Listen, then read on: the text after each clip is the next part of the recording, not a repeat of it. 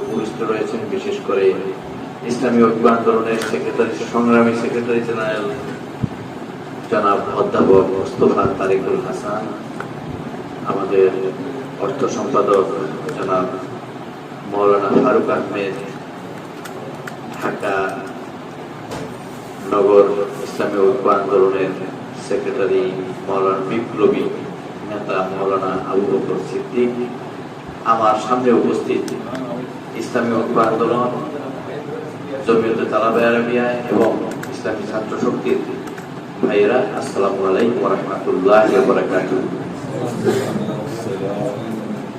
সম্মানিত উপস্থিতি,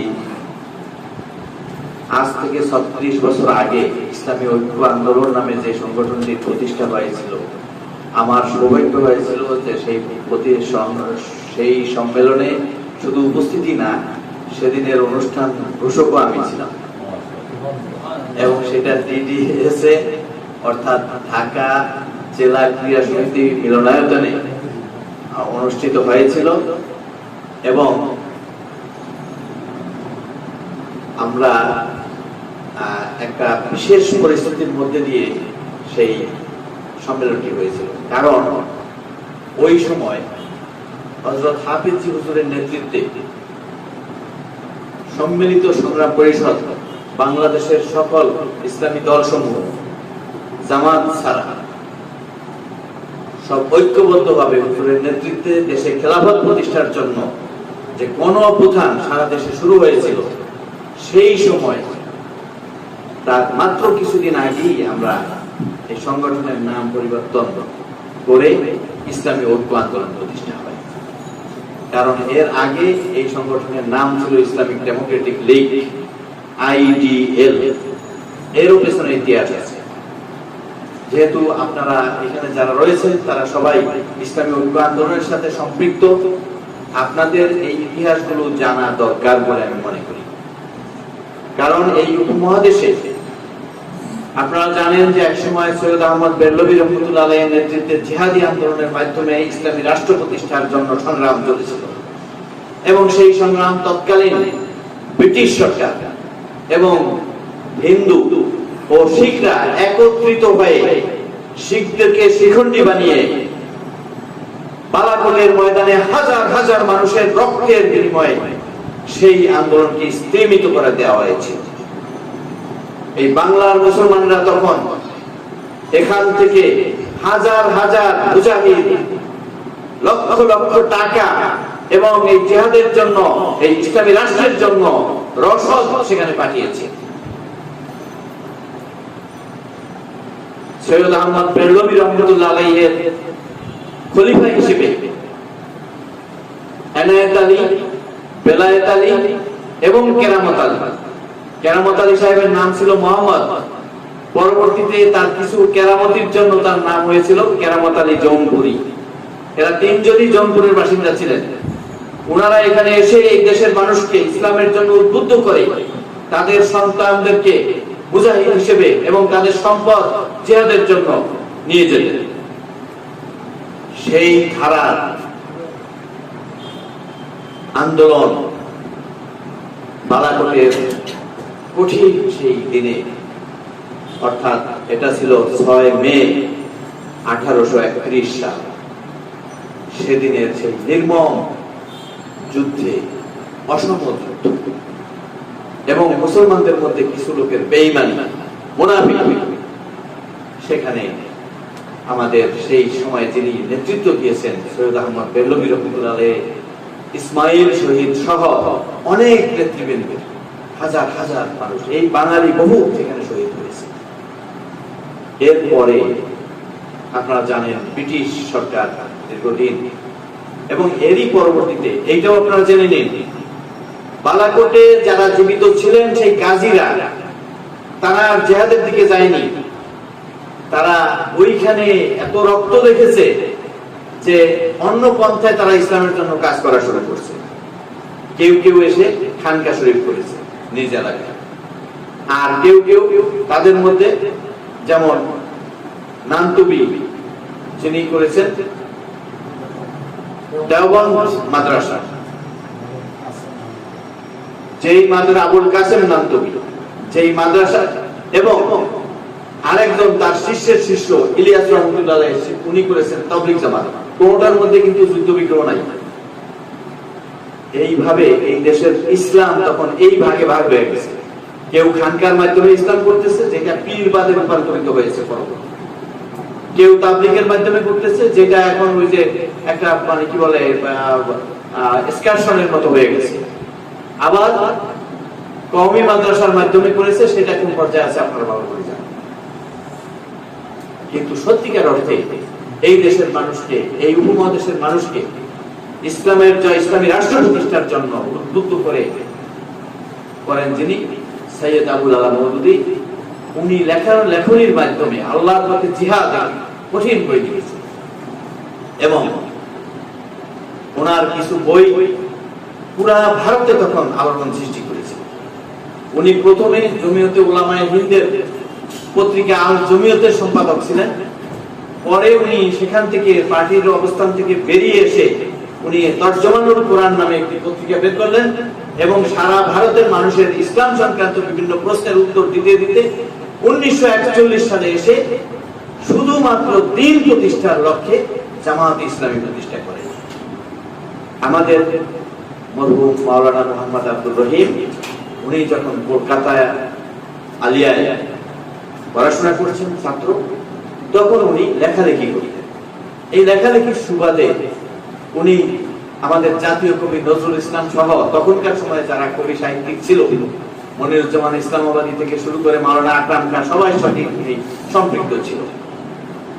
ওনার হাতে কার্ল মার্কসের সমাজতন্ত্র কমিউনিজমের তখন অন্যতম ঘাঁটি ছিল কলকাতা আলিয়া। কার্ল মার্কসের একখানা বই ওনার হাতে ছিল। ওই বইটি কবি নজরুল ইসলাম দেখিয়া বলে, এই মাওলানা, কার্ল মার্কসের অর্থনীতি কত কেন, কোরআনের মধ্যে যে অর্থনীতি আছে খুঁজে দেখেছো? মাওলানা কিছুটা লজ্জিত হয়েছে। হয়ে ওখান থেকে বের হয়ে উনি রাস্তার পাশে তখন মাওলানা মওদুদীর বই বিক্রি হয়, সেখান থেকে একটা কোরআনের 4টি মৌলিক পরিভাষা, রব, ইলা, দিন, এরকম 4টা পরিভাষার উপর একটা বই আছে। ওই বইটা উনি কিনে নিয়েছে। নিয়ে বইটা এত ভালো লাগছে যে উনি এরপরে এসে সবগুলো বইয়ের একটা কপি করে সংগ্রহ করেছে। এইভাবে উনি ওনার জীবনের গতি পরিবর্তন করে ফেললো, এবং উনি সিদ্ধান্ত নিয়ে ফেললেন যে এটাই পথ, সেটা হলো ইসলামের পথ, সেটা হলো ইসলামী রাষ্ট্র প্রতিষ্ঠার সংগ্রামের পথ। 1941 সালে যখন জামাত প্রতিষ্ঠা হয়, এই বৃহত্তর বাংলা থেকে, অর্থাৎ পূর্ব বাংলা পশ্চিম বাংলা মিলিয়ে 2 জন অংশগ্রহণ করেছিল। উনি আর পশ্চিম বাংলার একজন শিক্ষক, তিনি অবশ্য পরে জামাত করেননি। উনি পরবর্তীতে যখন পাকিস্তান হয়ে যায় 47-এর পরে, উনি ওনার নিজের এলাকায় শিয়ালকাঠিতে প্রথম জামাতের কার্যক্রম শুরু করেছেন। একটি মাদ্রাসার শিক্ষক হিসেবে উনি তখন প্রথম শুরু করেছেন। পরবর্তীতে বরিশালে উনি কিছুদিন ছিলেন। এরপরে ঢাকায় একজন উর্দুভাষী পশ্চিম পাকিস্তানের একজনের সাথে মিলে ওনারা জামাতকে এই দেশে আবাদ করে, প্রথম চালু করে। আপনারা জানেন 54 নির্বাচনে কিন্তু জামাত অংশগ্রহণ করে নাই। তখন পর্যন্ত মাওলানা মওদুদীর চিন্তাধারা ছিল এই নির্বাচনের মাধ্যমে ইসলাম হতে পারে না। 54 নির্বাচনে অংশগ্রহণ করেছিল নিজামে ইসলাম, কিন্তু জামাতে ইসলামী অংশগ্রহণ করেনি। এরপরে পরবর্তীতে উনি দাওয়াত দেন এই 54-55 সালে প্রফেসর গোলাম আজম সাহেবের, যিনি ছিলেন তখন কারমাইকেল কলেজের শিক্ষক, যিনি ঢাকা ইউনিভার্সিটির জিএস ছিলেন ডাকসু, এবং সেই সময় উনি করতেন তাবলীগ জামাত। ওইখানেও উনি তাবলীগ জামাতের জেলা আমির ছিলেন। ওনাকে সুধী সমাবেশে দাওয়াত দিয়ে জামাতের ফরম পূরণ করিয়েছে মাওলানা মোহাম্মদ আব্দুর রহিম। শুধু ওনাকে নয়, আব্বাস আলী খান, মাওলানা ইউসুফ সহ জামাতের পুরানো যত নেতা, শামসুর রহমান, এই সমস্ত নেতাদের কি মাওলানার হাতে এরা জামাতে। পরবর্তীতে 68 সালের দিকে কিছু বিষয় এদের মধ্যে মতানৈক্য হয়, আর জামাতও ওই সময় 65 নির্বাচন থেকে জামাত নির্বাচন কি হয়, সর্বপ্রথম ফাতেমা জিন্নাহকে সমর্থন দেয়। অর্থাৎ আইয়ুব খানের অপোজিটে বিরোধী দলের পক্ষ থেকে জিন্না সাহেবের বোন চিরকুমারী বিয়ে শাদী করেন এসে সেই ফাতেমা জিন্নাকে তখন মনোনীত করা হয়েছিল রাষ্ট্রপতি হিসেবে Ayub general field marshal Mohammad Ayub খানের বিরুদ্ধে। আমার মনে আছে সেই সময় স্লোগান দিত মোহতারেমা ফাতেমা জিন্না জিন্দাবাদ জিন্দাবাদ। আমরা তো মোহতারেমা বুঝতাম না, বলতাম মোহতারমা। তো সেই ৬৫ পর থেকে জামাত নির্বাচনমুখী হয় এবং বিভিন্ন জোটে যাওয়া শুরু হয়। এবং সেই সময় ডাক, PDM, Democratic action committee, Pakistan Democratic movement, এই আওয়ামী লীগ সহ যে সমস্ত জোট সরকার বিরোধী হয়েছে সমস্ত জোটের সাথে জামাত ছিল। ৬৬ পরে সোহরাওয়ার্দী সাহেবের মারা যাওয়ার পরে আওয়ামী লীগের রাজনীতি শুরু হয়ে যায় অন্য লাইনে এবং একটি টার্গেট নিয়ে সেই রাজনীতি শুরু হয়। ৬৮-তে এসে মাওলানা অবস্থা পরিস্থিতি সবকিছু দেখে দেখলো যে উনি পূর্ব পাকিস্তানের আমির পদ থেকে পদত্যাগ করেন। মাওলানা সৈয়দ আবুল আলম মওদুদী তখন নিখিল পাকিস্তানের আমির, তাকে বলা হতো আমিরে আলা। তখন মাওলানাকে নায়েবে আলা অর্থাৎ সিনিয়র ভাইস চেয়ারম্যান হিসেবে নিখিল পাকিস্তান দায়িত্ব দেয়। ফলে পূর্ব পাকিস্তানের কোনো দায়িত্বে মাওলানা ছিলেন না।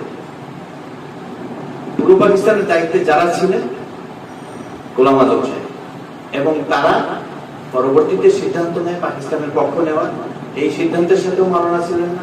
আমি এর আগে অনেকবার বলেছি, আজকেও বলতেছি, আমি এটার ব্যাপারে পুরো কনফার্ম, কারণ সেই ইতিহাসে যাবো না। ওই ব্যাপারে একটা বই আমি লিখেছি, সেটার মধ্যে আপনারা সেটার ইতিহাস পাবেন। আসেন এর পরবর্তীতে নেপাল থেকে মাওলানা দেশে আসার জন্য উদ্গ্রীব হয়ে গিয়েছে। দেশে আসার পরে মাওলানা এখানে জামাতের আন্ডারগ্রাউন্ড কাজ তখন চলে। আব্দুল জব্বার সাহেব, মাওলানা আব্দুল জব্বার সাহেব এবং আব্দুল খালেক সাহেব তখন নেতৃত্বে ছিলেন। এরা আব্দুল জব্বার সাহেব শুরু করেছিলেন, পরবর্তীতে খালেক সাহেব। খালেক সাহেব হলো পাকিস্তান পূর্ব পাকিস্তান জামাতের ৩ পিলারের এক পিলার। মূল পিলার মাওলানা আব্দুল রহিম সাহেব, আর 2 পিলার, একজন প্রফেসর গোলাম আজম সাহেব আর একজন খালেক সাহেব। খালেক সাহেবের ছিল প্রবল সাংগঠনিক ক্ষমতা, আর গোলাম আজম সাহেব ফিল্ড লিডারশিপ, আর মাওলানার চিন্তা চেতনা, প্ল্যান, পরিকল্পনা। এইভাবে চলছে পাকিস্তান পূর্ব পাকিস্তান জামাত। পরবর্তীতে মাওলানা যখন আন্ডারগ্রাউন্ড জামাতের আমির, তখন উনি জামাতের কার্যক্রমকে সংক্ষিপ্ত করে আনেন।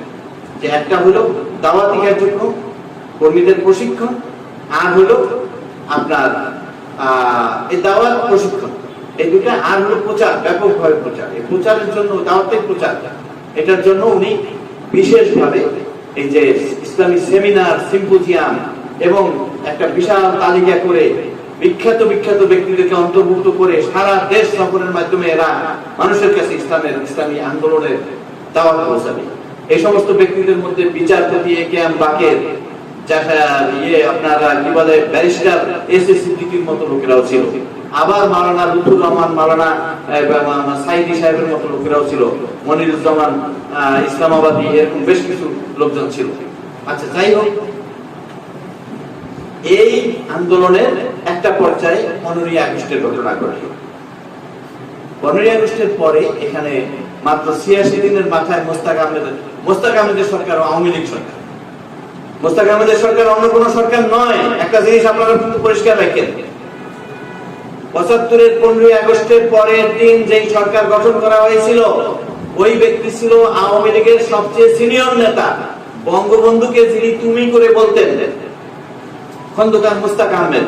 তার নেতৃত্বে বাকশাল মন্ত্রিসভার সকল সদস্যদেরকে নিয়ে 23 জন সদস্যের মধ্যে 25 জন সদস্যের মধ্যে 23 জন আওয়ামী লীগের, এই বাকশালের বাকি 2 জন এনেছিল ন্যাপ থেকে, নুরুর রহমান সহ।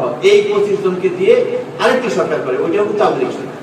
৮৬ দিনের মাথায় সেই সরকার পরিবর্তন হয়ে আপনার সিপাহী জনতার অভ্যুত্থানের মাধ্যমে জিয়াউর রহমান ক্ষমতায় আসেন।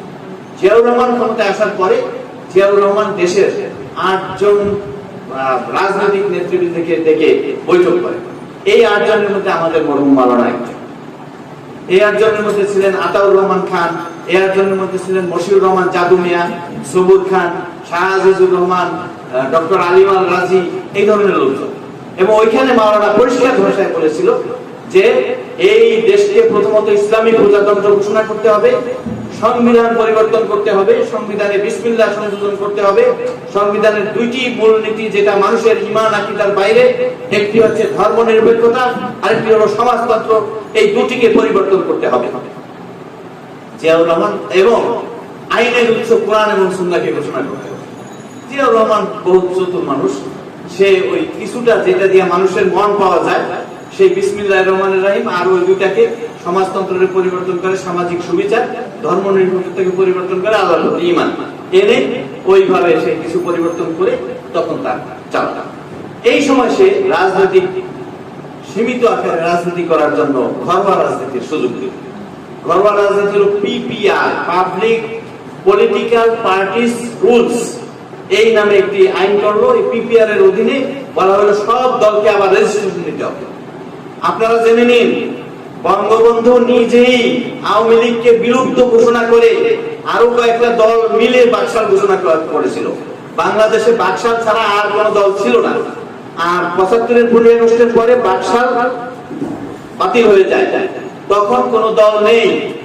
এই আওয়ামী লীগের দুইটি আওয়ামী লীগ, একটা মিজান চৌধুরীর নেতৃত্বে, আরেকটা মালেক উদ্দিন সাহেবের নেতৃত্বে, ওই জিয়াউর রহমানের কাছ থেকে পারমিশন নিয়ে, অর্থাৎ রেজিস্ট্রেশন নিয়ে তারা তাদের রাজনীতি শুরু করে আওয়ামী লীগের নামে। ওই সময় মাওলানা একটি উদ্যোগ নেয়, পাকিস্তান আমলে যেসব ইসলামী রাজনৈতিক দল এই দেশে কাজ করেছে তাদের সাথে যোগাযোগ করে যে আমরা সকল ইসলামী দল ঐক্যবদ্ধভাবে কাজ করব। এবং তখন তারা ঘাত প্রতিঘাতে সবাই ঐক্যের জন্য একটা তামান্না প্রত্যেক দলের মধ্যে ছিল। এবং এই কাজে সাড়া দেন বিশেষ করে সম্মানিত ব্যক্তি, যিনি নিজামে ইসলামের প্রধান ছিলেন, মাওলানা সিদ্দিক আহমেদ খতিবে আজম বলা হতো। মাওলানা সিদ্দিক আহমেদ, এরপরে পিডিপির শফিকুর রহমান, এই ধরনের নেতৃবৃন্দ সব নিয়ে আপনার পিডিপি, আইডিপি, তারপরে নিজামে ইসলামী, জামাতে ইসলামী, তারপর খেলাফতে রব্বানী, এইটা ছিল আবুল হাশিম সাহেবের চিন্তা চেতনায় করা। পরবর্তীতে রফিকুল্লাহ চৌধুরী নামে একজন প্রিয় ছিল, ওই যে সাহিত্যিক প্রফেসর শাহেদ আলী টালি, এরা করতো। এটা ছিল, এরা ইসলামিক কালচারাল গ্রুপ ছিল, তমুদ্দুল মজলিসপন্থী ছিল এই গ্রুপ। এরা সব মিলে একটি দল, আমার এখনো মনে আছে, আমি কিন্তু তখন ভোলায় ইসলামী আন্দোলন ছাত্র, কিন্তু ইসলামী আন্দোলনের সাথে সম্পৃক্ত। প্রতি সপ্তাহে জানানোর জন্য অপেক্ষা করতাম। প্রতিদিন প্রথমে আজাদের জন্য আজাদ পত্রিকা, পরের দিকে দৈনিক সংগ্রাম যখন চালু হলো ৭৭ সালে, তখন সংগ্রামের জন্য অপেক্ষা করতাম যে কি নিউজ আসে। তখন নিউজ আসলো, সামনে আসেন আসেন আসেন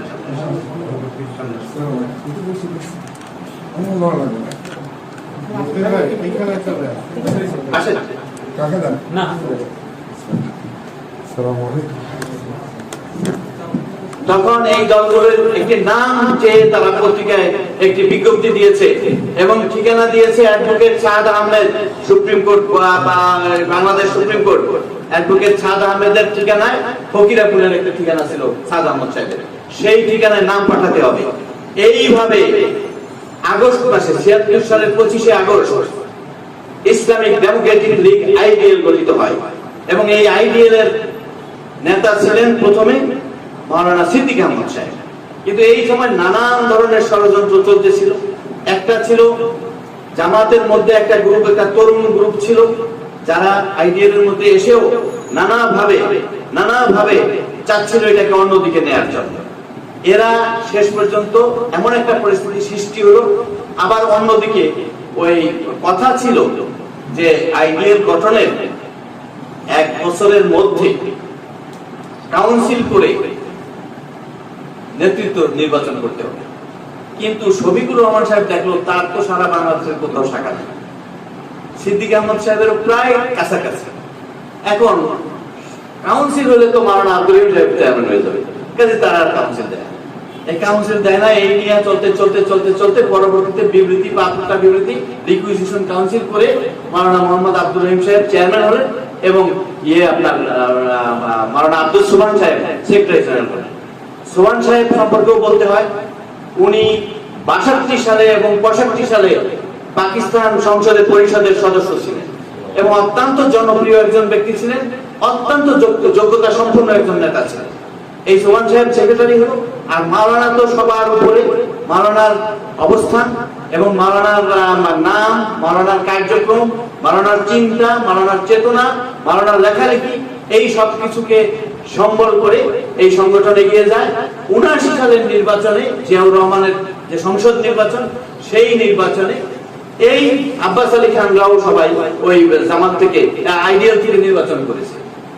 মতিউর রহমান নিজামী, তারপরে সেই আব্বাস আলী খান, মতিউর রহমান নিজামী শেষ মুহূর্তের নির্বাচনে অংশগ্রহণ করে নাই, সে উইথড্র করছে। কিন্তু আব্বাস আলী খান অনেকেই, একেএম ইউসুফ, সবাই কিন্তু আইডিয়াল থেকে নির্বাচন করেছে। এর মধ্যে আপনার ৬ জন সংসদ সদস্য নির্বাচিত হয়। মাওলানা পিরোজপুরের কাউখালী ভান্ডারিয়া থেকে, মাস্টার শফিকুল্লাহ নামে একজন, উনি নোয়াখালী লক্ষ্মীপুর থেকে, এদিকে ঝিনাইদহ থেকে আরেক বিপ্লবী মাওলানা নুর নবী সামদানি সাহেব হলেন ঝিনাইদহ থেকে। আপনার রংপুরের কুড়িগ্রাম থেকে হলেন অধ্যাপক সিরাজুল হক, আর গাইবান্ধা থেকে হলেন প্রফেসর রেজাউল আলম খন্দকার সাহেব। এই আরেকজন হল মোজাম্মেল হক কোটচাঁদপুর থেকে। এই কয়জন, এই ৬ জন সদস্য। পরবর্তীতে আসলেন আমাদের প্রফেসর সাহেব। উনি দেশে এসে একটার পর একটা কলকাঠি নাড়তে নাড়তে জামাত এবং আইডিয়াল, উনি আইডিয়াল থেকে জামাতকে ভাগিয়ে নিয়ে গেলেন আলাদা জামাত ইসলামী। এবং ওই সময় বলা হয়েছিল যে ৭১ সালে জামাত যে রাজনৈতিক সিদ্ধান্ত নিয়েছিল, স্বাধীন সার্বভৌম বাংলাদেশে যখনই জামাত নামে কাজ করবে, তখনই তারা বাধার সম্মুখীন হবে, তখনই তারা, এটা একটা নৈতিক ভাবেও তাদের একটা পরাজয়মূলক মানসিকতা নিয়ে কাজ করতে হবে।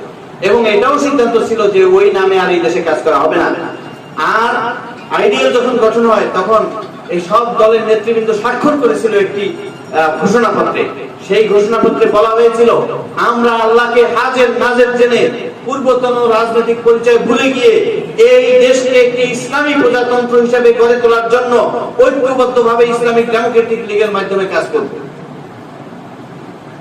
কিন্তু ওনারা সেটাকে বেচতে দিয়ে কয়েকজন প্রচুর পেট্রোডলার, আরো নানাবিধ কারণে জাতীয় আন্তর্জাতিক নানান রাজনীতির শিকার হয়ে আইডিয়াল থেকে বিভক্ত হয়ে গেল জামাত ইসলামী এবং ছাত্র শিবির। এর পরবর্তী আইডিয়াল কিন্তু মাওলানা এবং সুবহান সাহেব, এরা কিন্তু আইডিয়ালে অটল থেকে আইডিয়ালের কার্যক্রম চালিয়ে গেল। এই সময় বিশ্বব্যাপী আরেকটি নতুন ঘটনার সৃষ্টি হলো। সেটা হলো ইরানে ইমাম খোমেনির নেতৃত্বে এই ২০ শতাব্দীর শেষের লগ্নে এসে একটি ইসলামী বিপ্লব সাধনের মাধ্যমে, গণ বিপ্লবের মাধ্যমে একটি ইসলামী রাষ্ট্র প্রতিষ্ঠা। ওই বিপ্লবের পরে ওখানকার প্রথম যে সরকার ছিল, সেই সরকার ছিল বনি সদরের সরকার। বনি সদরেরও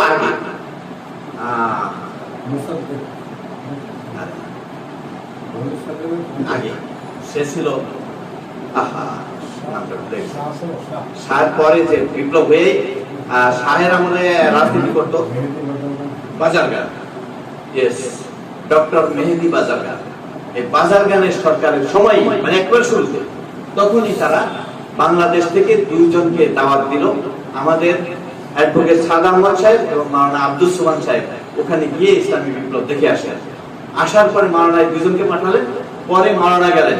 মাওলানা দেখে পরিষ্কার ভাবে দেখলেন, আমি কিন্তু একটা কথা আপনাদেরকে বলতেছি, রাসূল করিম সাল্লাল্লাহু আলাইহি ওয়াসাল্লামের ইন্তেকাল, ওফাতের পরে এই দীর্ঘ দিনের ব্যবধানে পৃথিবীর সামগ্রিক প্রযুক্তিগত অন্যান্য উন্নয়ন এবং সভ্যতা সংস্কৃতির বিবর্তন, এই সব কিছুর প্রেক্ষিতে এই সময় ইসলামী বিপ্লব আন্দোলনের পথটা কি হবে, রাষ্ট্র প্রতিষ্ঠার পথটা কি হবে, এটা একটু সবার কাছে কুয়াশাচ্ছন্ন ছিল, সবার কাছে একটু অস্পষ্ট ছিল। এটা, এতে কোনো সন্দেহ নেই। আর সেই কারণেই তখন যে যেভাবে সামনে, এই যে আমরা এখন দল করি, এই দল কি নবীরা কি দল করছে? আচ্ছা, তাহলে এখন এই যে নানান বিষয়ের মধ্যে হিসাব নিকাশ আছে, যাই হোক, সেই পন্থায় মাওলানা চেষ্টা করেছে।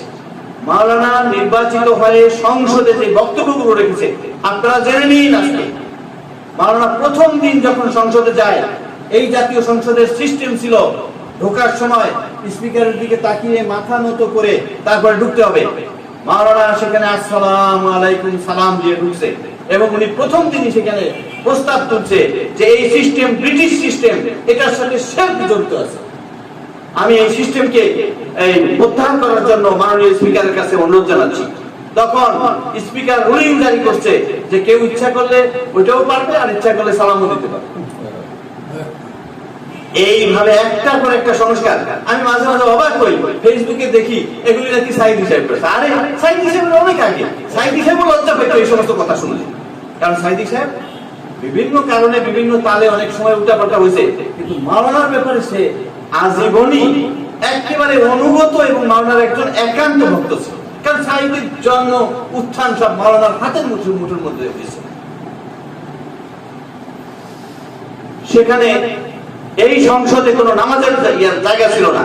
মাওলানা প্রস্তাব করে নামাজের জায়গায় এবং স্থায়ী ইমামের ব্যবস্থা করেছে। এই সংসদে কোরআন তেলাওয়াতের ব্যবস্থা ছিল, বলতো মাননীয় সংসদ সদস্য আব্দুল লতিফ কোরআন তেলাওয়াত করবেন, উনি আউযু করে আর বিসমিল্লাহ বলতে পারেন না। বুঝছেন পরিস্থিতি? আমাদের দেশের মানুষের অবস্থা জানেন না। আমি ঝিনাইদহ এক মসজিদে নামাজ পড়তে ঢুকছি, আমাদের সেক্রেটারি জেনারেল ছিল আমাদের কামরুল ভাই আগে আগে ঢুকছে, ঢুকে বলে যে ভাই নামাজ দি বাংলায় বলে। দেখি প্যান্ট পরা একটা ছেলে দাঁড়াইছে, কোন জায়গায় যে কি বলতেছে। তখন আমরা এসে বারান্দা বসে রেখেছি, কি করি। পরে ওই নামাজ শেষ হয়েছে পরে, আর এর মধ্যে অন্যান্য মুসলিম যারা আছে তারাও আমাদের সাথে বসে রয়েছে। পরে আমরা আবার নামাজ পড়ছি। আচ্ছা, এই তো হলো আমাদের অবস্থা।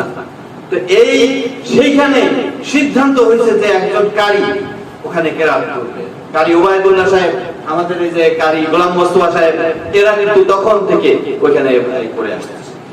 এইভাবে ওইখানে সিস্টেম ছিল, কেউ মারা গেলে 1 মিনিট দাঁড়িয়ে নীরবতা পালন করে।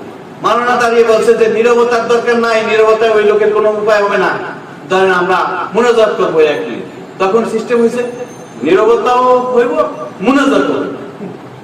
আচ্ছা, এইভাবে একটার পর একটা মাওলানা সংসদীয় দলের নেতৃত্ব দিয়া ইয়েতে গেছে মালয়েশিয়া। সেখান থেকে আইসা উনি জিয়াউর রহমানের কাছে একটা রিপোর্ট দিচ্ছে, দিয়া বলছে ওইখানকার রেডিওতে এবং টেলিভিশনে প্রত্যেক আজান দেওয়া হয়, আমি অনুরোধ জানাচ্ছি আপনি এটা চালু করেন। উনি বিটিভিতে এবং রেডিওতে আজান দেওয়ার জন্য নির্দেশ দেয়। আপনারা কি জানেন এই সমস্ত খবর? এগুলি সব মাওলানার অবদান। মাওলানা যখন আইডিএল এর চেয়ারম্যান ছিলেন, ভাইস চেয়ারম্যান ছিলেন যখন প্রথম সিদ্দিক আহমদের সময়, উনি মাওলানা ভাইস চেয়ারম্যান।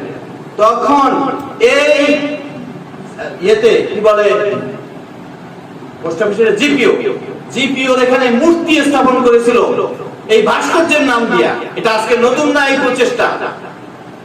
মাওলানা পরের দিন এক বিবৃতি দিয়েছে যে এই ভাস্কর্য যদি 24 ঘন্টার মধ্যে এখান থেকে না সরানো হয়, তাহলে তাওহীদি জনতা এই ভাস্কর্যকে চুরমার করে দেবে। এবং জিয়াউর রহমান নির্দেশ দিয়া ওই 24 ঘন্টার মধ্যেই ওইটাকে সরাইছে। তখন আমাদের সামরিক সরকাররা বর্তমানে এই সরকারের চেয়ে অনেক নরম ছিল। আমি আর সেদিকে আর বেশি আগে যাই। আপনার ইসলামিক ফাউন্ডেশনের ডিজি ছিলেন চট্টগ্রাম বিশ্ববিদ্যালয়ের একজন বিখ্যাত প্রফেসর গবেষক ডক্টর মঈনুদ্দিন খান। উনি গেলেন রাশিয়াতে ধর্ম সম্মেলনে। রাশিয়ার আবার ওই ইসলামী দেশগুলো তো তখন রাশিয়ার মধ্যে, ওইখানে একজন মুফতি ছিল, মুফতি বাবা খানব। উনি ওইখানে এগুলো আয়োজন করতো, প্রত্যেক বছর এরকম হইতো। আমি উদয়ন করতাম ওদের এমবেসি, ওইটার মধ্যে সব জানতাম। আচ্ছা, ওই সম্মেলনে গিয়ে মঈনুদ্দিন খান সাহেব বলছে যে পৃথিবীর সব ধর্মই তো এক। এই যে ধরেন ইসলামের মুহাম্মদ আর হিন্দু ধর্মের রাম, তাই আমাদের আলী ওদের বিষ্ণু একই, এরকম কথা বক্তব্য রাখছে। এইটা পরের দিন এই খবর যখন দৈনিক আজাদে তখন আমাদের লোকজন সব আজাদ পত্রিকা ছিল, বিশেষ করে আমাদের আবুল হোসেন মাহমুদ ভাই, প্রফেসর সিরাজুল হক সাহেব, সব এই গ্রুপ সব আজাদে একটা নিউজ করলো। নিউজ করার পরের দিনই মাওলানার একটা বিবৃতি। মাওলানা কিন্তু তখন ভাইস প্রেসিডেন্ট চেয়ারম্যান ইসলামী আইডিএল। মাওলানা পরিষ্কার বললো এই ব্যক্তিকে 3 দিনের মধ্যে এই ব্যক্তিকে ইয়ার থেকে সরাইতে হবে। আলটিমেটাম দিয়ে দিল 3 দিন। 3 দিনের মধ্যে ইসলামিক ফাউন্ডেশনের ডিজির পদ থেকে তাকে সরাতে হবে, আর না সরালে তাওহীদি জনতা ব্যবস্থা গ্রহণ করবে। ওই লোক আবার পরের দিন বিবৃতি দিয়ে মাওলানাকে আবার মানে কি বলে বিবৃতি প্রত্যাহারের আহ্বান দিয়েছে।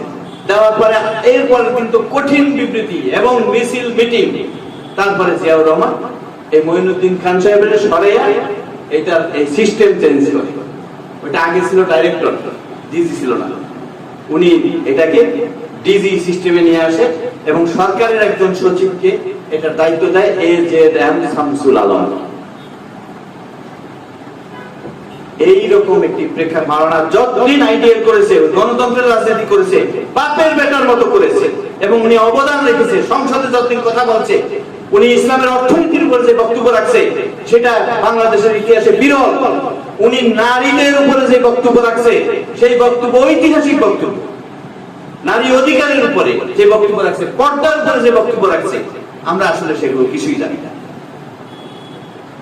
এইভাবে ইরানের বিপ্লব মাওলানার পথের ওই যে অস্পষ্টতা আমি বলছি, এই অস্পষ্টতা দূর করে দেয়। উনি ওখানে গিয়ে ইসলামী বিপ্লবকে ভালো করে দেখেন এবং দেশে এসে ওনার মনে, মস্তিষ্কে, চিন্তা, চেতনায় একটা পরিবর্তন আসে। সেই পরিবর্তন হলো এই তথাকথিত গণতন্ত্র, এটা হচ্ছে পাশ্চাত্যের পুঁজিবাদ প্রতিষ্ঠার একটি পথ। সেই পথে ঘুরলে কোনোদিন ইসলাম প্রতিষ্ঠিত হতে পারে না। ইসলাম প্রতিষ্ঠার পথ একটাই, সেটা হচ্ছে গণ অভ্যুত্থানের পথ, জনগণকে নিয়ে গণ বিপ্লবের পথ। আর বিপ্লবের পথের মাধ্যমে ইসলাম প্রতিষ্ঠিত হতে পারে। এই প্রেক্ষাপটে উনি দুটি চটি বই লিখেছেন, গণতন্ত্র নয়, পূর্ণাঙ্গ বিপ্লব। আরেকটি হলো জেহাদি কাম্য, প্রচলিত রাজনীতি নয়, জেহাদি কাম্য। এই দুটা বুকলেট তখন সারা বাংলাদেশে লক্ষ লক্ষ কপি করে আমরা ছড়িয়ে দিয়েছি। এগুলির পরে এই যে চেতনার পরিবর্তন আসে, এই পরিবর্তনে একটা পর্যায়ে এসে আমাদের সিদ্ধান্ত হলো ইসলামিক ডেমোক্রেটিক লীগ এই দলের নামটা এই পথের জন্য উপযুক্ত না। রাস্তা চলবেন আপনি এই ট্রেন লাইনে, ওইখানে গাড়ি নিয়ে যাবেন বাস, তাহলে তো চলবে না। আর ট্রেন যদি নিয়ে যান বাসের লাইনে, সেটাও তো চলবে না। তখন উনি এই দল নাম পরিবর্তনের চিন্তা করেন। এই চিন্তা করে সিদ্ধান্ত হলো কি নাম হবে। আসলে প্রথম নাম হয়েছে ইসলামী আন্দোলন, বাংলাদেশ ইসলামী আন্দোলন। এবং এই নামে সমস্ত তখন তো টাইপ করে সব করা হতো, সমস্ত টাইপ করে সব কাগজপত্র, এমনকি ঘোষণাপত্র, সব কিছু ছাপা হয়েছে এই নাম দিয়া, বাংলাদেশ ইসলামী আন্দোলন। এর মধ্যে একটা সমস্যা হয়েছে, আমাদের ব্যারিস্টার সাহেব ছিল খুব, সেই এগুলি বেশি কার্যক্রম সে করছে, সে একটা বিশাল ভূমিকা তার ছিল এবং এগুলো আজকে শ্রদ্ধার সাথে তাদেরকে স্মরণ করতেই হবে। ওনার কাছে আবার দুইটা ইবলিসের খালাতো ভাই দুইজন আসতো। আচ্ছা, একজন হলো মেজর জয়নুল আবেদিন, আর তাকে আবার মোটর সাইকেলে নিয়ে আসতো মেজবাউর রহমান চৌধুরী। এরকম মোটা হয় নাই তখন, সে এরকম হ্যাংলা পাতা ছিল। লন্ডনে ইয়াং মুসলিম সোসাইটি করতো, ওখান থেকে ঢাকায় তার একটা কমিটি আছে, মাঝে মাঝে এখানে মিটিং করতো, মিছিল করতো। এই দুইজন আইসিয়া ব্যারিস্টারের খুব সুন্দর সুন্দর যে একেবারে ইসলামের জন্য তারা জান কোরআন কুরবান। ব্যারিস্টার সাহেব তাদেরকে দাওয়াত দিল যে আমরা এরকম আইডিয়ার নাম পরিবর্তন করে ইসলামিক বাংলাদেশ ইসলামী আন্দোলন করতেছি, তোমরা আমাদের সাথে আসো, কাজ করো ইত্যাদি দাওয়াত দিছে। ওরা করলো কি, আমাদের এই যেদিন আমাদের মিটিং হবে এই জাতীয় প্রেস ক্লাবে আনুষ্ঠানিক ঘোষণা হবে এই সব সাংবাদিকদের সামনে, সেই ঘোষণার 5 দিন আগে, মানে ঘোষণা হয়ে আর তারপর প্রথম তো ইয়াতে সিদ্ধান্ত হলো, ডিডিএস এর সিদ্ধান্ত হলো, সিদ্ধান্ত ঘোষণার 5 দিন আগে ওরা প্রেস ক্লাবে, না ওদেরটা করছে প্রেস ক্লাবে, আর আমাদেরটা তো ডিডিএস প্রেস ক্লাবে ওরা এই বাংলাদেশ ইসলামী আন্দোলন প্রতিষ্ঠার ঘোষণা দিয়ে দিচ্ছে। সেটা সভাপতি হলো মেজর জয়নুল আবেদিন, সেক্রেটারি হলো মেজর রহমান চৌধুরী। বুঝছেন? এখন আমরা ওই যে ডিডিএস এ যখন আমাদের সব ইয়ারা আসছে আগের দিন ইয়ার মিটিং, কি বলে ওয়ার্কিং কমিটির মিটিং, অর্থাৎ আমরা এটাকে এখন সুরা বলে, হ্যাঁ, তখন ছিল এটা কার্যনির্বাহী কমিটির মিটিং। কার্যনির্বাহী কমিটি এখন কি করবো, আমরা এখন কিনতাম কি বিপদ। তখন ব্যারিস্টার সাহেব একটা প্রস্তাব দিল যে আমরা ওই ইসলামী আন্দোলনের আগে ঐক্য লাগে, ঐক্য আমাদের কাজ হবে, জনগণের ঐক্য, ইসলামী দল সমূহের ঐক্য, এই সাধারণ মানুষের ঐক্য, মুসলমানদের ঐক্য, এই ধরনের উনি এক ভাষণ দিয়ে দিল, আমরা সবাই মিলে রাজি হয়ে গেল সবাই। বাস এইভাবে ইসলামী ঐক্য আন্দোলন নামটি হলো। এবং সেই আমার এখনো স্মৃতিতে ভাসছে সেই সময় সেই মানুষগুলো যারা সেদিন স্টেজে বসেছিল। স্যার সাহেব আমার একজন নিয়ে আসছেন, অ্যাডভোকেট আনসার উদ্দিন, ওনার বাড়ি ছিল আপনার না ওনার যশোর যশোর যশোর যশোর সাতক্ষীরা বা যশোর, যাই হোক ওই এলাকা আনসার উদ্দিন, সে তারেওয়া নিয়ে স্টেজে বসাইছিলেন। তারপরে সেই আফাজউদ্দিন সাহেব, মাওলানা আব্দুল সাত্তার সাহেব, তারপরে সেই আমাদের সব নেতৃবৃন্দ তখন সেই স্টেজের উপরে ছিল। সেই দিন এই ইসলামী ঐক্য আন্দোলনের যাত্রা শুরু হলো, কার্যক্রম শুরু হলো।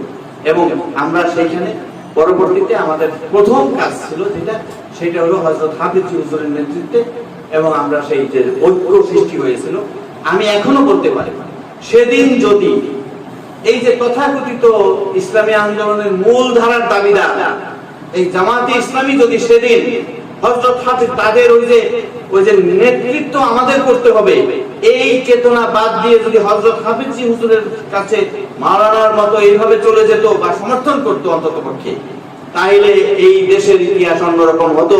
সেইবারই ইসলামী বিপ্লব এই দেশে হয়েছে। কারণ যেখানে আমরা গিয়েছি হাজার হাজার মানুষের যে কত আশা, লক্ষ লক্ষ মানুষ প্রত্যেকটা মিটিং এ আমার সবাইকে হয়েছে ছাত্র শক্তির দায়িত্বশীল হিসেবে বিভিন্ন জায়গায় আমি সেই হাফিজ হুজুরের সেই বহরে আমরাও গিয়েছি। মেজর জলিল সাহেব, মাওলানা আব্দুল রহিম সাহেব, এই পুরো গ্রুপের সাথে এইভাবে এই দেশে যে ইসলামী বিপ্লবের স্বপ্ন আমরা দেখেছি, সেই স্বপ্ন বারবার এক শ্রেণীর ইসলাম বিরোধীদের জন্য, পাশাপাশি ইসলাম নামধারী কিছু মানুষের জন্য এই স্বপ্ন বাধাগ্রস্ত হয়েছে বারবার। আপনারা জানেন সেই সময় যদিও আমি দেশে ছিলাম না, কিন্তু সেই সময় যেটা এখন ইসলামী আন্দোলন, এইটার জন্ম ইতিহাসটাও জানিয়ে নেন আজকে এরা কিভাবে। তাও এই যখন হাফিজ হুজুরের ওইটা নির্বাচন দিছে এরশাদ সাহেব, ওই খেলায় সব সুর করে সব ভোটে চলে গেল। ভোটে যাওয়ার খেলায় গেল আমাদের সম্মিলিত সংগ্রাম পরিষদ। আর ওইটার মধ্যে কিছু লোকজন ছিল অরাজনৈতিক, কিছু লোকজন ছিল স্বার্থান্বেষী। তারা এটাকে কেন্দ্র করে নিজেরা অনেক পয়সার মালিক হয়েছে আর যত ধরনের অপরাজনীতি করেছে। এটা রেজাল্টে এক সময় সেটা ধসে পড়ে। তখন আবার চেষ্টা করে, এই চেষ্টার সাথে ছিল বাইতুল সরকার পীর সাহেব, তৎকালীন মাওলানা শাহ আব্দুল জব্বার সাহেব, ছিল আব্দুল আহাদ আল মাদানী আওলাদ রাসূল, সেই চিটং শাহী জামে মসজিদের ইমাম। এরপরে ছিল আপনার এই চরমনাই পীর সাহেব, মাওলানা ফজলুল করিম সাহেব, এবং সবাই মিলে ওই সাইদি সাহেবের এক মিটিং এ এদেরকে কয়েকজনকে নিয়ে গেছিল। এখানে কিছু বাধা টাধা দিছিল লোকজন সাইদি সাহেবের মাহফিলে। তখন এরা যায় সেখানে মিটিং টিটিং করে সাইদি সাহেবের সমর্থন দিয়ে পরে বললো যে আমরা দেশব্যাপী এত সমর্থন আছে, তাইলে একটা আন্দোলন শুরু করি, ইসলামী শাসনতন্ত্রের জন্য আন্দোলন। এই শাসনতন্ত্রের জন্য আন্দোলন, তাহলে নেতৃত্ব দিব কে? সেই ক্ষেত্রে মাওলানার স্নেহদন্ড দেলোয়ার হোসেন সাইদিকে মাওলানা এরা নির্ধারণ করলো এবং চিন্তা করলো যে হ্যাঁ, ওইবার জামাত আগায় নেয় যে তাদের হাতে নেতৃত্ব থাকবে না, এখন সাইদি যদি সামনে থাকে তাহলে আর সেই বাধা নাই, তারা আগাবে। কিন্তু মানে উল্টা বুঝলি রাম, সেরকম তারা এইবারও উল্টা বুঝলো। এরা মনে করলো এদের কোলের মধ্যে থেকে তাদের একটা সম্পদ ছিল, সাইদি এই সম্পদকে অনেরা নিয়ে গেছে।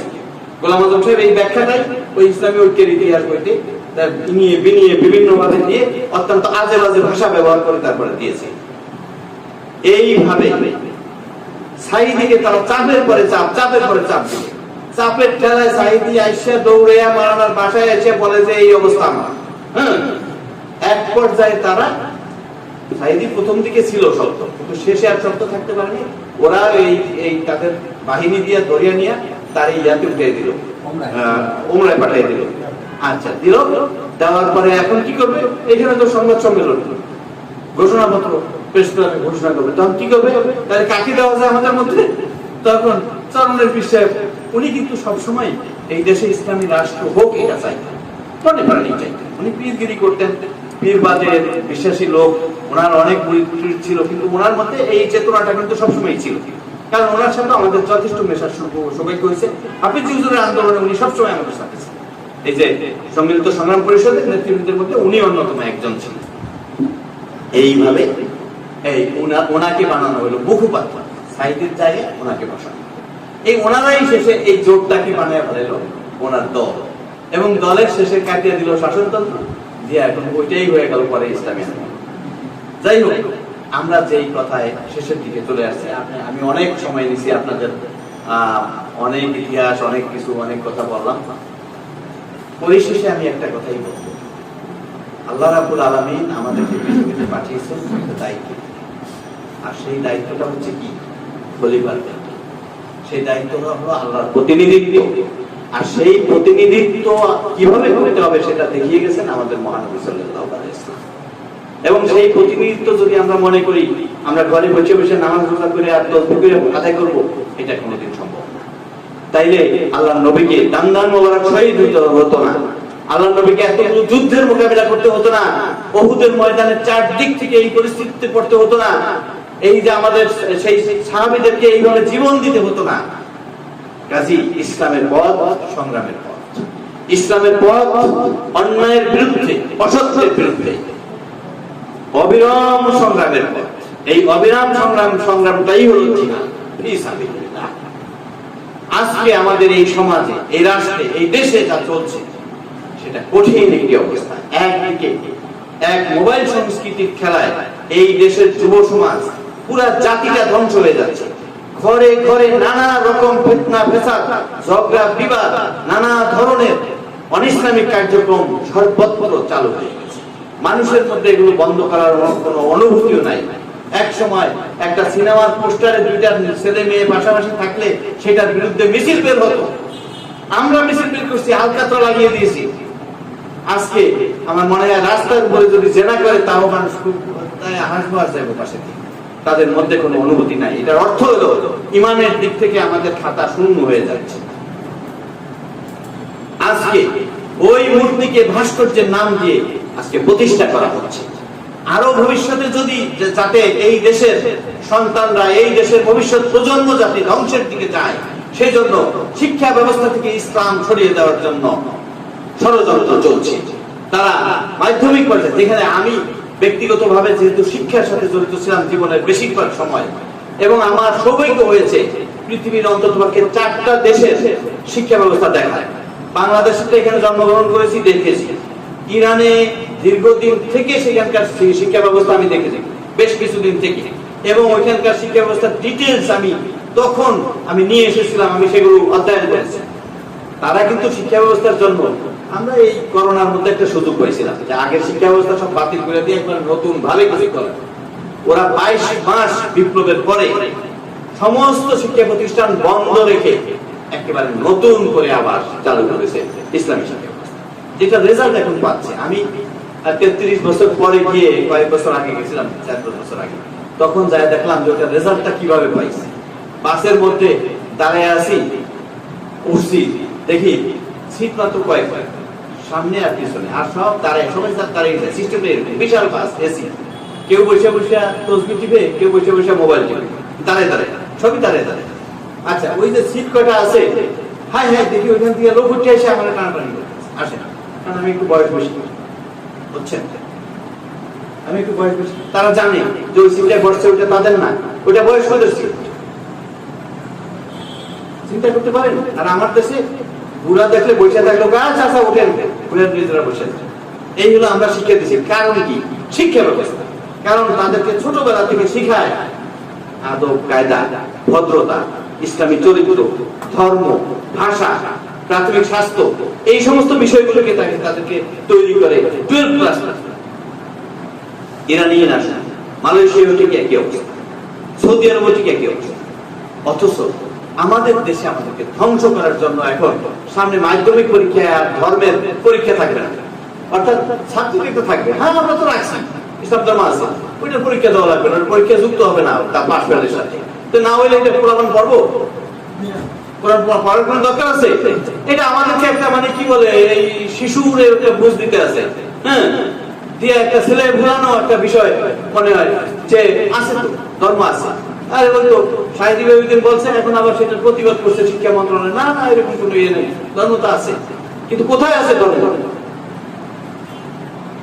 এর বিরুদ্ধে আপনাকে আমাকে প্রতিবাদ করতে হবে, প্রতিরোধ করতে হবে। আমাদের দুর্ভাগ্য যে আমাদের এত সুন্দর ইতিহাস, ঐতিহ্য রয়েছে, কিন্তু সেগুলো আমরা তুলে ধরতে পারি না। এখন তো প্রযুক্তির যুগ, এখন ইন্টারনেটের যুগ, ইন্টারনেটের মাধ্যমে অখ্যাত অজ্ঞাতরা কত কিছু তারা প্রচার করতেছে। আর আমাদের এই যে এই সমস্ত বিষয়গুলো, আমাদের ইতিহাস, ঐতিহ্য, আমাদের ধর্ম, আমাদের দায়িত্ব, আমাদের কর্তব্য, আমাদের জিহাদ, আমাদের কাজ, আমাদের সামনের ভবিষ্যৎ, আমাদের অন্যায়ের বিরুদ্ধে পথ চলা, এই সব কিছু আমাদের তুলে ধরতে হবে মানুষের সামনে, প্রজন্মের সামনে, প্রত্যেকটা মানুষের কাছে এই বিষয়গুলো আমাদের তুলে ধরতে হবে। আমি সেই আহ্বান আপনাদের সবাইকে জানাচ্ছি এবং জীবনের